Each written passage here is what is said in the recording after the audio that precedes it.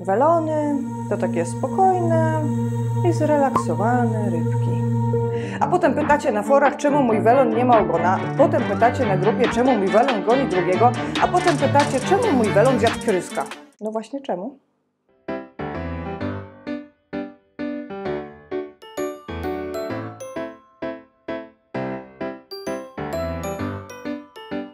Agresja u welonów występuje częściej niż mogłoby się wydawać. Przyjrzymy się teraz, o czym może świadczyć i jak możemy z nią walczyć. Jakie są możliwe przyczyny agresji? Numer 1. Przerybienie. Przerybienie to bardzo częsty problem, który obserwuję na forach międzynarodowych. Najczęściej wygląda to tak, że osoba dodaje zdjęcie czy filmik małego akwarium, w którym pływa kilka welonów, najczęściej również jednoogonowych, i pyta, dlaczego te welony tak się dziwnie zachowują. Widząc takie akwaria, zazwyczaj nasuwa mi się myśl, że jest to reakcja obronna, życie albo śmierć. Wyobrażam sobie, że trudno mówić jest o idealnych parametrach wody, widząc takie przerybienie, a także nie ma wystarczającej przestrzeni do pływania. Mam wtedy wrażenie, że ryby myślą bardzo prostą logiką. Wyeliminujemy słabszego i będzie nam się żyło lepiej. Ogólnie z przerybieniem jest bardzo spory problem, dlatego że bardzo trudno utrzymać idealne parametry wody, zwłaszcza stosując te standardowe procesy, jeśli chodzi o podmianki wody i filtrację. Drugi problem jest taki, że jeśli jedna rybka zachoruje, to mamy bardzo dużą szansę, że całe nasze akwarium, właśnie takie przerybione, będzie bardzo szybko zainfekowane. Wyszukując informacje o pasożytach, najczęściej spotykam się też ze stwierdzeniem, że to właśnie przerybienie wpływa na to, że pasożyty szybciej się rozwijają i szybciej rozprzestrzeniają. Oczywiście jeśli taki mamy problem, czyli że przyczyną agresji jest zbyt mały zbiornik i za duża liczba ryb, no to oczywiście najprostszym rozwiązaniem jest albo zakup większego zbiornika, albo po prostu znalezienie domu rybom, których nie jesteśmy w stanie utrzymać. Numer 2. Choroby. Ostatnio miałam bardzo ciekawą obserwację, która polegała na tym, że nie tylko welony będą atakować słabszego osobnika, ale również chory osobnik może pokazywać jakieś agresywne tendencje. Najczęściej welony będą się starały wyeliminować słabszego osobnika. Oczywiście jeśli mamy taką sytuację, to chorą rybkę warto jest odseparować, gdyż jak wiadomo stres obniża jej układ odpornościowy i to też daje jej mniejsze szanse na wyleczenie. Takie uciekanie przed nieustannym gonieniem na pewno nie polepsza jej kondycji. U nas też była bardzo ciekawa sytuacja. Jak wiecie, kiedy Salmiaki była chora, ona była głównie zainfekowana Hilodonellą. Kiedy była chora i leżała na dnie przez 20 godzin, zawsze jakaś rybka koło niej pływała i się nią zajmowała. Najczęściej był to Guinness. I kiedy Salmiaki ozdrowiała i miała naprawdę dobre momenty, kiedy pływała, zaczęła się robić agresywna. I, co ciekawe, zaczęła gonić głównie Guinnessa i Halleya. Wtedy właśnie dokonałam obserwacji, że też chora ryba, która właściwie dopiero się zbiera z bardzo poważnej opresji, może wykazywać tę agresję w stosunku do innych ryb. Ale teraz też dochodzę do wniosku, że Guinness i Halley to były też dwa najsłabsze ogniwa i po prostu ona automatycznie czuła, że to są chore ryby i też właśnie doszło do takiej agresji. W każdym razie, jeśli obserwujemy jakąś agresję u nas w zbiorniku, to warto się przyjrzeć, dlaczego tak jest. Czy jest to rybka po prostu tylko mniejsza i wolniejsza, a może coś jej jest i wtedy trzeba by było dogłębniej i dokładnie obserwować tą gonioną rybkę, bo może uda nam się wychwycić jakąś chorobę w porę. W każdym razie dla mnie takie gonienie jakiejś ryby, zwłaszcza jeśli ona już pływa od dłuższego czasu w akwarium, jest ze wszystkimi rybami zżyta i nagle staje się ofiarą ataków, jest to dla mnie sygnał ostrzegawczy, że należy się tej rybie dokładnie przyjrzeć i ją zbadać. Numer 3. Walka o zasoby. Co najbardziej lubią robić nasze welony? Jeść. Jedzenie jest dla nich bardzo ważne i jedzenia trzeba bronić. U niektórych welonów występuje taki mechanizm, że jedzenia trzeba bronić, bo może go zabraknąć. I jest to spowodowane kilkoma rzeczami. Po pierwsze taką, że karpie, czy też karasie w naturze, mają te okresy pory roku i okresy hibernacji, więc przed tą hibernacją trzeba się porządnie nażyć, żeby mieć energię i przetrwać zimę. Nasze welony zapominają, że mieszkają w warunkach akwariowych, gdzie mają utrzymywaną mniej więcej stałą temperaturę przez cały rok i nie muszą się wcale hibernować. Nażreć się trzeba. Druga sytuacja jest taka, jaka na przykład wystąpiła u mojej Lukrecji, która przyjechała do nas i jak się okazało, ona przed wyjazdem do Europy była głodzona przez 3 tygodnie, żeby bezpiecznie zniosła transport. Oczywiście chodzi o to, żeby nie wytwarzała ogromnych ilości amoniaku w swoim worku transportowym. Ona przyjechała głodna i jej się wydawało, że nigdy więcej już jej nikt nie nakarmi, więc jak zobaczyła jakiekolwiek jedzenie, to ona musiała się na nie rzucić, bo całe jedzenie było jej. To była właśnie taka walka o przetrwanie i o zasoby. W międzyczasie, jak już Wam mówiłam, rozwaliła mi kulki, te gałązatki, rzucała się na ślimaki i właściwie wszystko, oprócz dzieciaków, było dla niej potencjalnym pożywieniem. Akurat z takim zachowaniem bardzo łatwo sobie poradzić. Wystarczy wprowadzić rutynę karmienia. Załóżmy, że karmić 2 razy dziennie o mniej więcej stałych porach i po pewnym czasie Lukrecja zrozumiała, że tutaj nie przyjechała na dietę i na kolejny obóz przetrwania, tylko po prostu jedzenia jest, nie trzeba się tym stresować i można się z innymi też podzielić. Ona do dzisiaj ma też ciekawe zachowania, bo pierwszą rzeczą po śniadaniu, którą robi, jest sprawdzanie filtrów i obżeranie ich z ewentualnych resztek albo z glona. Kiedy rok temu przez krótki czas miałam w jednym akwarium kometę i karasia ozdobnego razem ze swoimi welonami, również obserwowałam takie zachowanie właśnie agresywne ze strony tych jednoogonowych odmian. I to właśnie było główną przyczyną tego, że musiałam poszukać im nowego domu. Było też prowadzone bardzo ciekawe badanie w 2014 roku, gdzie do jednego zbiornika oczka wodnego wpuszczono karpie koi i ranczu. Badanie trwało 10 dni, podczas których wszystkie badane ranczu straciły oczy. Powodem tego zachowania i wygryzania oczu przez karpie koi był oczywiście głód, przerbienie, ale też to kolejna dla nas lekcja, że welonów nie łączy się z innymi gatunkami, nawet jeśli mają te same wymagania temperaturowe. We wnioskach z tego badania możemy przeczytać, że główną motywacją karpi koi do tego czynu była właśnie zbyt mała ilość pożywienia i za duża ilość ryb. Numer 4.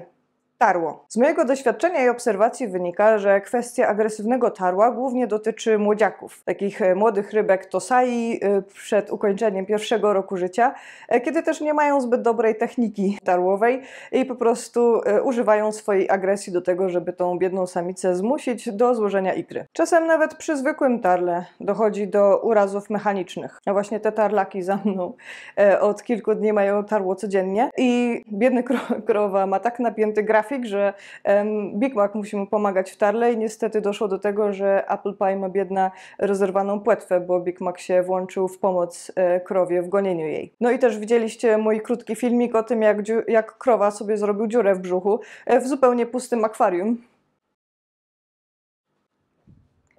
bo po prostu gonił dziewczynki. Często też zdarzają się powyrywane łuski, poobijane oczy, porozrywane płetwy itd. Co może powodować tarło w naszym zbiorniku? Duża podmianka, gwałtowne ocieplenie, bo to imituje wiosnę, większa ilość pokarmu, a nawet pełnia księżyca. Sami pewnie zauważyliście, zwłaszcza mając większą ilość ryb, że zdarzają się tarła mniejsze i większe. W tych mniejszych jest raczej spokojnie, jedna samica jest goniona, tam jakiś samiec się włączy i tak dalej, ale są też takie tarła, że po prostu dzieje się szaleństwo, każdy za każdym pływa i właściwie nie wiadomo, o co chodzi. W takich przypadkach oczywiście bardzo łatwo o urazy.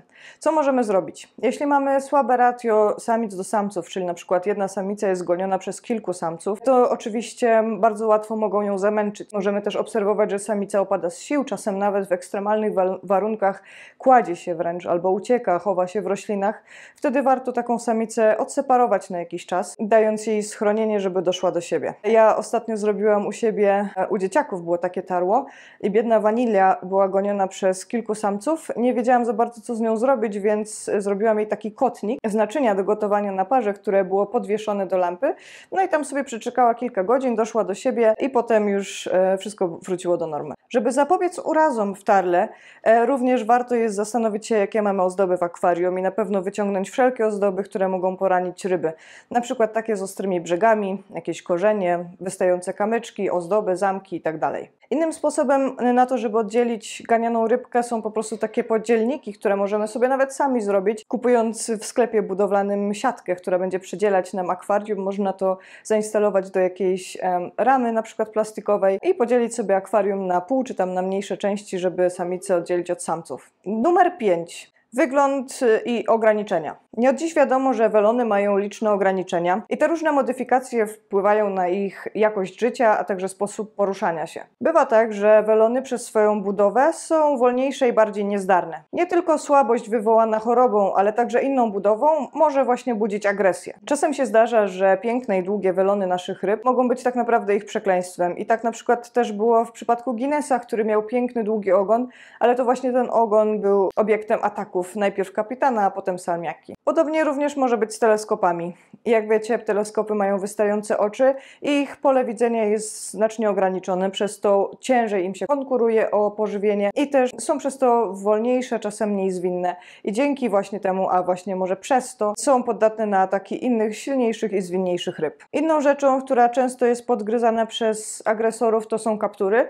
Znam jednego recydywistę Yuan Bao, który siedzi w odosobnieniu za podgryzanie kapturów ranczu. Numer 6. Hierarchia. To jest taka przewrotna trochę kategoria i bardzo trudno ją opisać, bo możecie się zgodzić albo nie, ale u welonów też występuje hierarchia. Może nie jest ona aż tak widoczna jak u innych ryb, ale na pewno każde wnikliwe oko zauważy coś takiego. Najczęściej dzieje się tak, że samiec, który był najdłużej w akwarium, albo też jest największy czy najzwinniejszy, przejmuje taką rolę bossa. I to on często wykazuje jakieś zachowania agresywne, czy to właśnie jeśli chodzi o pokarm, ale też bardzo fajne obserwacje są, jeśli wprowadzamy do akwarium nowe ryby. Na przykład u nas było tak, że początkowo kapitan bardzo intensywnie witał nowe ryby i nawet gdzieś mam filmiki, jak dołączyła do akwarium Oranda Milkshake i po prostu robili takie tańce, które nie były może bardzo agresywne, ale wyglądało jak właśnie takie zapoznanie się i ustalanie hierarchii, kto tu jest ważniejszy. I jak znajdę, to Wam tutaj dodam.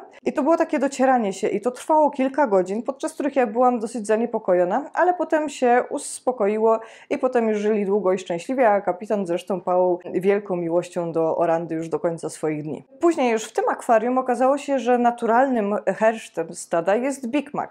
I to on właśnie narzuca takie standardy. Widzę, że nowe ryby też, na przykład z Halley'em tak było, jak Halley przyszedł, to bardzo się interesował Big Maciem i starał się go naśladować. Przy Big Macu inne agresywne ryby, na przykład lukrecja, łagodnieją, bo to Big Mac, chociaż jest trochę leniwy i ślamazarny, ale to Big Mac narzuca tutaj hierarchię w tym stadzie. U nas to nie jest typowa agresja, Big Mac w ogóle nie jest agresywny, ale chodzi o takie przepychanki w stadzie i pokazanie, kto tu jest ważniejszy.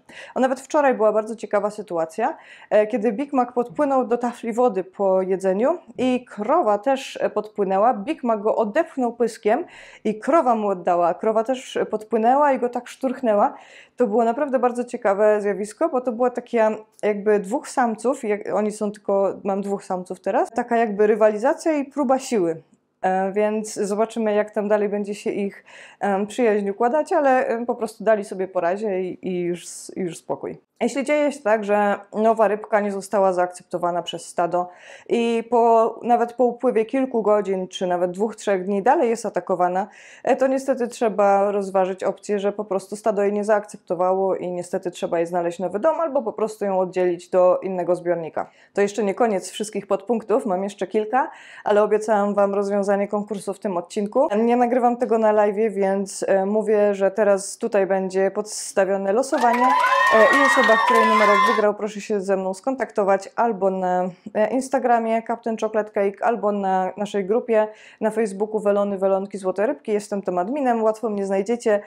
Proszę się skontaktować i wyślę Wam koszulkę. Numer 7. Rasa. Mówi się o predyspozycjach pewnych ras do tego, że są agresywne.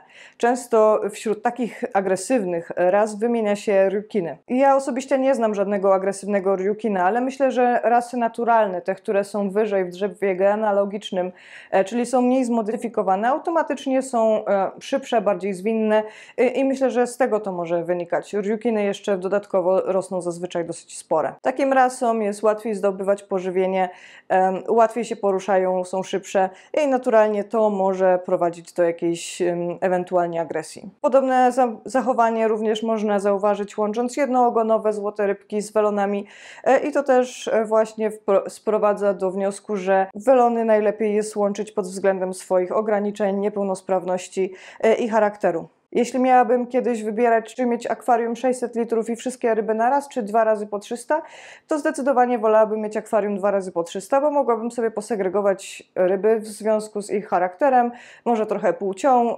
intensywnością różnych zachowań, a także jeśli w przypadku choroby taka segregacja pozwoli nam tylko uniknąć problemów w jednym akwarium. Numer 8. Inne. Czasem jak nie umiemy czegoś wytłumaczyć, to mówimy sobie, on już taki jest. To jest łobuz, a nie ryba. Psychologia welonów jest ciągle obiektem badań i obserwacji. I studiując różne badania na temat ich psychologii, można wyciągnąć bardzo dużo różnych ciekawych wniosków. Okazuje się, że welon może być agresywny również z nudy. Po prostu nie ma co robić, no to dobra, zaatakuje sobie kogoś. Ale nawet podłoże może wpływać na to, jak welon się czuje i czy jest agresywny, czy nie. Według badań okazało się, że najlepszym podłożem dla welonów jest takie, które ma między milimetr a 1,5 mm średnicy, bo to zapewnia, że spędza o wiele dłuższy czas przeczesując dno i szukając pożywienia i potem już nie ma w głowie takich zapędów agresywnych. Bonus. Inne gatunki ryb. Zawsze mówiłam, że welony trzyma się tylko w jednogatunkowych zbiornikach i co do tego dalej nie mam wątpliwości. Planuję przygotować dla Was bardzo drastyczny i dramatyczny odcinek o tym, pokazując welony z dziurami z boku, które zrobiły zbrojniki, welony z kiryskami w pysku, pokaleczone pyski i tak dalej, żeby uzmysłowić Wam, że welonów nie łączy się z innymi rasami. A teraz odwróćmy sytuację i sprawdźmy, co by było, gdybyśmy wypuścili na wolność welona. Wiadomo, że welon będzie wtedy gatunkiem wysokoinwazyjnym. Oczywiście wypuszczanie na wolność, czy tam wyrzucanie, nazwijmy sprawy po imieniu, wyrzucanie welona do oczka wodnego jakiegoś publicznego, czy jakiegoś stawu, czy rzeczki jest nielegalne i karalne. Ale gdyby tak się stało, to welon będzie walczył o przetrwanie i o zasoby i ta jego agresja będzie się wzmagać. Pokazywałam Wam kiedyś jeziora nawet w Ameryce, które to właśnie są oblegane przez welony, bo jest to gatunek tak wysoce inwazyjny i ma takie zdolności przetrwania, że bardzo szybko i łatwo konkuruje z rodzinnymi gatunkami ryb. To tyle na dzisiaj. Dziękuję za uwagę i zapraszam na następny odcinek.